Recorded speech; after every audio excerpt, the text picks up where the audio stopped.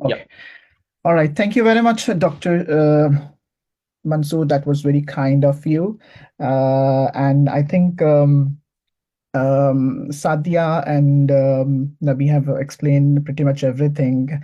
I have the privilege of working with both Sadia and Nabiha, and they are both amazing ladies. So, yeah, I've been asked to provide some top tips. I'll quickly go through this my introduction.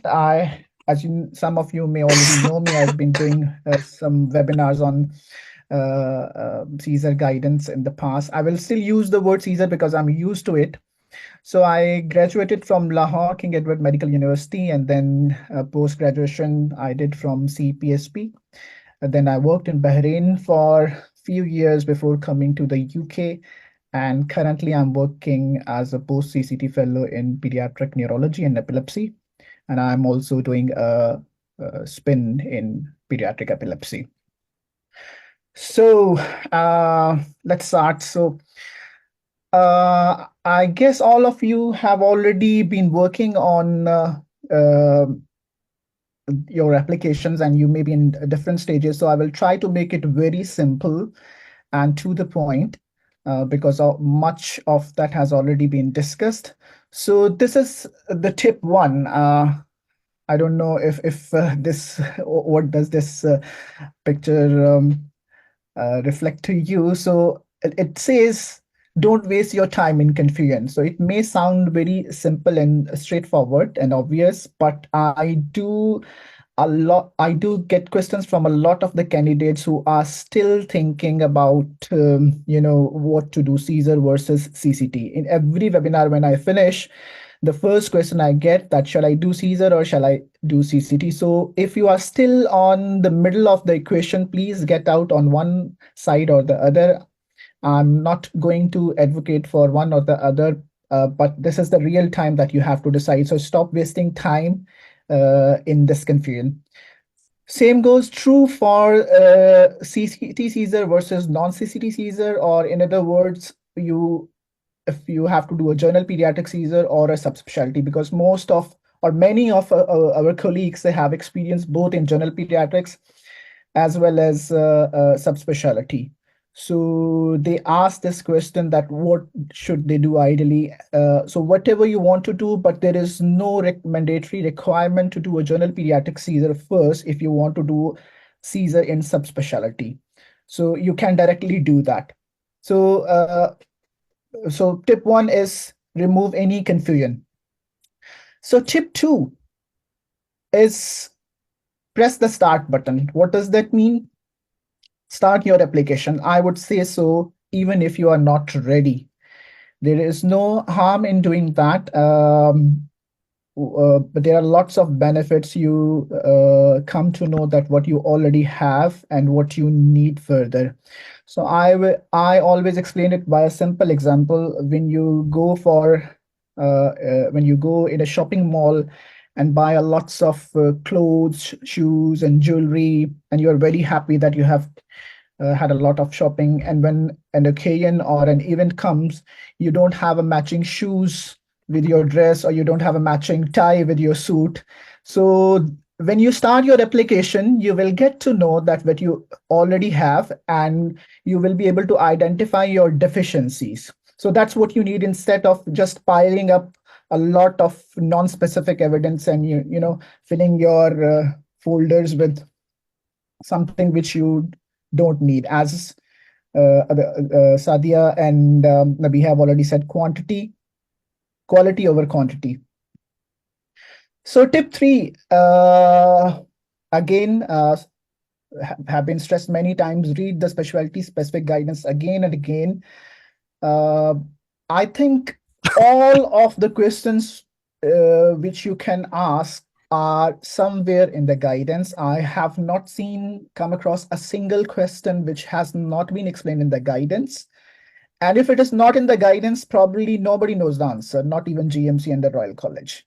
So keep it handy and go through this again and again. It also doesn't, look nice when you call the GMC or the Royal College for a query which has already been mentioned in the guidance. So go through that again and again.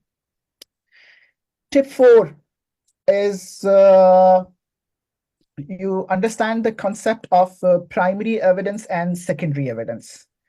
So primary evidence is a proof of something you have done in the form of a document or a paper, like a clinic letter, or a safeguarding report, which with a document which saying itself that what is it about. And secondary evidence is a third person giving a witness of you have done something, for example your structure reports. So secondary evidence is important but not on its own.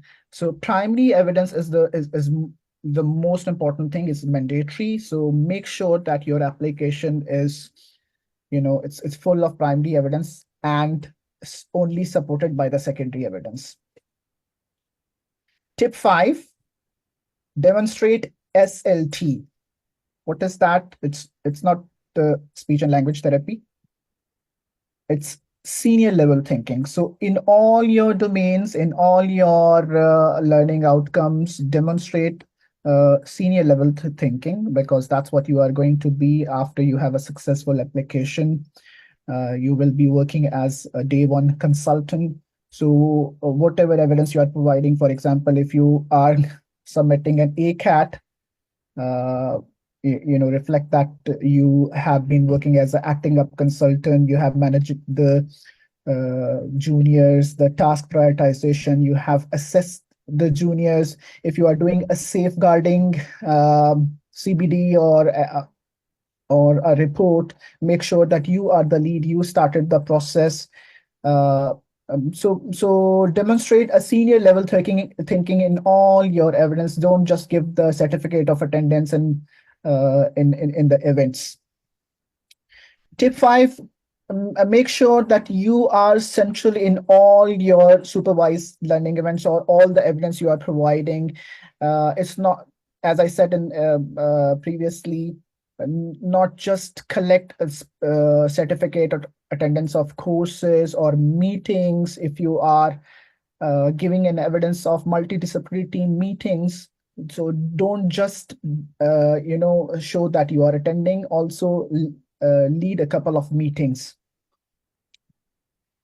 Tip 6 is maintain a balance in your evidence. So that is also very important. You cannot you know compensate in an area by providing an extra evidence in another area. So if you are deficient in one domain, you cannot compensate by providing an extra evidence in other domains. So we come across this situation a lot of times, because there are 11 domains and there are 3 levels, and each level has multiple key capabilities.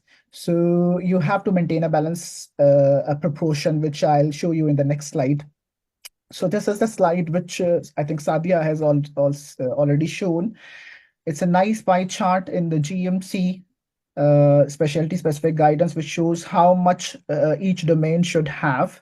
So as she said that we successful application needs about 150 files. So 150 uploads, not 150 documents. So each upload can have multiple documents. So if you take an example for it, to take, if there are 150 files we have to upload, there should be roughly 25 uploads each in communication, clinical procedures and management, and 13 uploads each in professional values, leadership and education, and 7 to 8 each in health promotion, patient safety, quality improvement, safeguarding and research. So this is a very important pie chart. You may want to take a picture of that. So maintain a balance and maintain a proportion of your evidence in your application.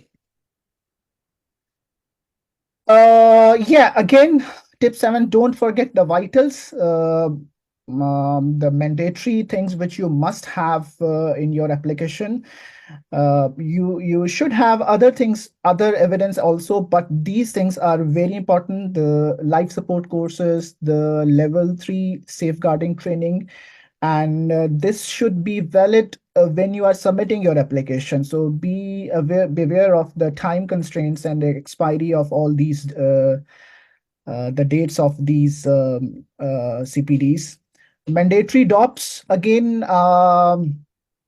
As Nabi has just mentioned, airway and cannulation, lumbar puncture. So again, although we say that again and again that quantity prevails, sorry, quality over quantity, but quantity is still important. So I mean, it's not that you just show one DOP and that's it. So quantity also is important, and try to spread your evidence over the years. For example, if you have are giving evidence for 3 or 4 years. So show that you have been maintaining the skill over those years.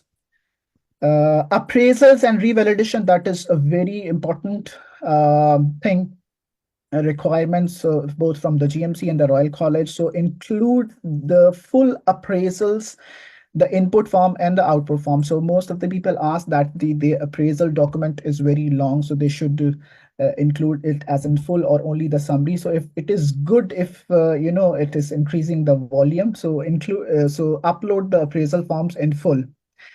Audit if should be complete audit cycle. So that is one of the mandatory thing, and there are GMC reports that of unsuccessful applications which have been unsuccessful because of not completing the cycle. And make sure you, at least in one of these projects, you are the leader. You started the project and you completed the project as well. Patient feedback, that is a multi-source feedback. At least one cycle of patient feedback must be there.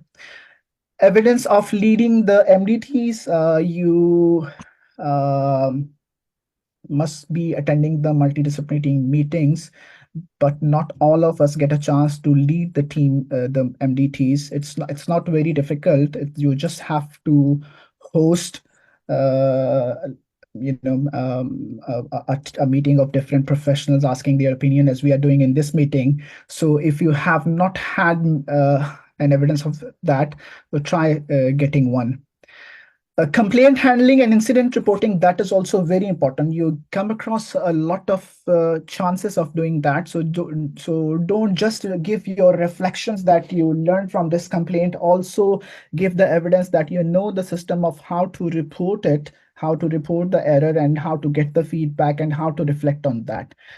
So don't just get your application full of reflections and developmental logs only. Evidence of assessing juniors. So the teaching domains, when my friends, they show their applications to me. So the teaching domain is full of attending teaching and presentations, but you have to give evidence of assessing your juniors and make sure that you redact it well. Safeguarding report, it is also very important. Safeguarding is everybody's business. So make sure you have valid training when you are submitting your application, and you must have a good few reports.